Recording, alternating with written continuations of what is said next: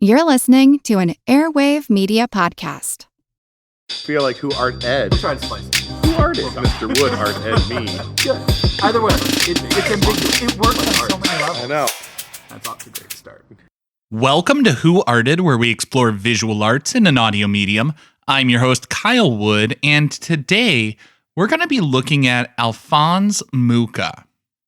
Alphonse Mucha was born July 24th, 1860, in what is now the Czech Republic. He went to school first getting vocational training in sort of like stage design and stuff like that, and then he started to get some commissions for painting and eventually went to get fine arts training. In the autumn in 1887, he moved to Paris. Paris was essentially the center for the fine arts at that time. And he studied a bit at the Académie Julian, and he begins to get some commissions. He does some work as a professional illustrator. His big break, though, wouldn't come for a few years. In December of 1894, I've read different accounts. Sometimes they say it was December 24th, sometimes December 26th, but either way, late December 1894, Mucha is a working artist, but he's still in the humble beginnings phase of his artistic journey. While other artists were off for the holidays, Mucha went to the Le Messier print shop, and he was looking over some proofs for a friend. It just so happened that while Mucha's there, looking over these prints, he would meet a popular actress, Sarah Bernhardt, in an encounter that would change not only the trajectory of his career, but I would say art more broadly on the Paris scene. Sarah Bernhardt had gone to the print shop because she had a play coming up, Gismonda, and she needed posters to publicize it. She needed them fast. As I said, it was late December, and the play was opening early January. She needed the pieces to be up on New Year's Day. So not only was she calling during the holidays, she needed the work done over the holidays. The printer looked around and went with literally the only artist who could pull off the project. Mucha was talented. He was bold and innovative, but most importantly, he was there. If I'm being honest, I think that last qualification is probably all it took to get him the gig, although it was the first two that transformed this poster from a gig to a career maker. Mucha was a theater lover. He knew the drama of the stage, and he created a dramatic poster. It was larger than life size, showing Bernhardt in her costume from the climax of the show.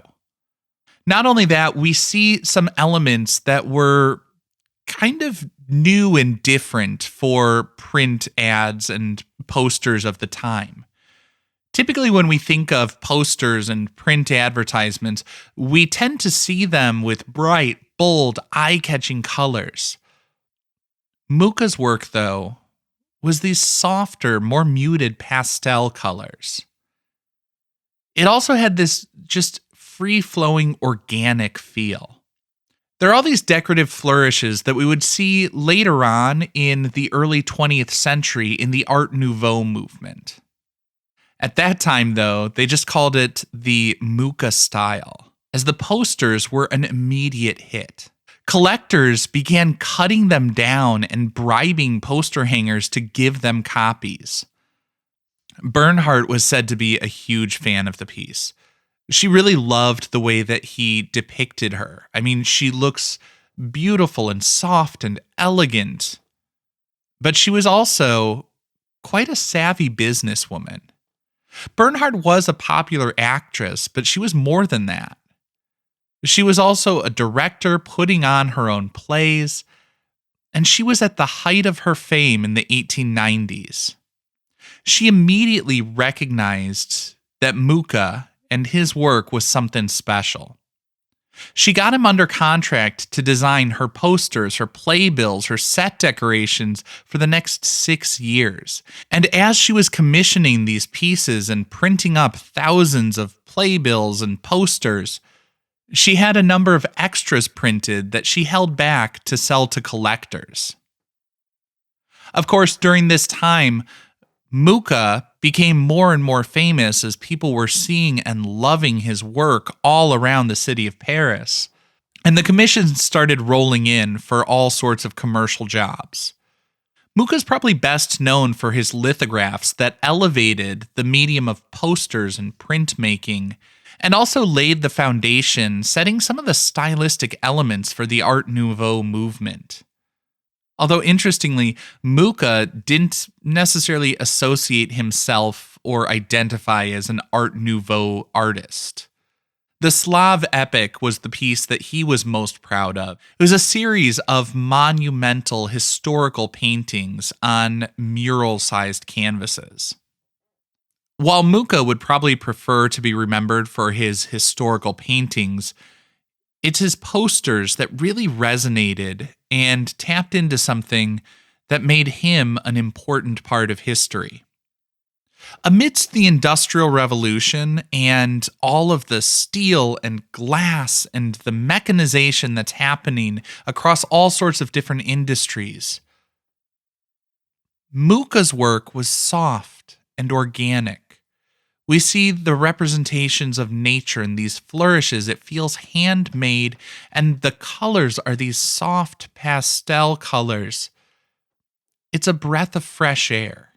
And that's why there was this frenzied action with people in the dead of night taking razors to cut the posters off the walls and steal them so that they could have a nice, relaxing piece in their collection and in their home. This concludes this week's episode of Who Arted, part of the Airwave Media Podcast Network. If you found this tolerable, please leave a rating or review on your favorite podcast app. You can find images of the work being discussed this week and every week on social media at Who Arted Podcast on Twitter, Instagram, and TikTok, and of course on the website whoartedpodcast.com. Podcast done.